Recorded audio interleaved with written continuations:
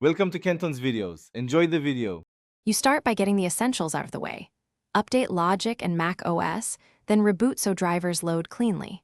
Once done, set your audio I/O buffer to 128/256 samples to reduce CPU spikes while keeping latency usable. Make a minimal project template that loads only the tracks, buses, and plugins you actually need.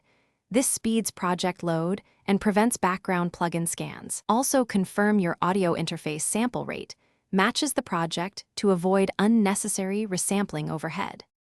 Next, focus on detailed execution. Freeze or bounce in place for CPU-heavy virtual instruments and complex plugin chains so the CPU no longer processes them live. Make sure to route common effects to aux buses instead of duplicating plugin instances. This reduces plugin count and RAM usage. Once you add more tracks, toggle low latency mode during tracking and increase process buffer range for mixing to give the CPU breathing room. Also close background apps and Safari tabs that hog CPU or disk. To finish, consolidate your session. Use Project Cleanup to remove unused files, bounce stems offline, and commit final instrument tracks so the session runs lean.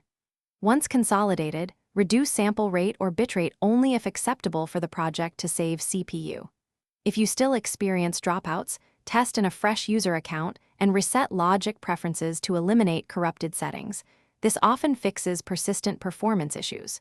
If crashes continue, try safe mode, then reinstall drivers or contact your interface maker as a last resort. Thanks for watching. Consider subscribing if we helped you.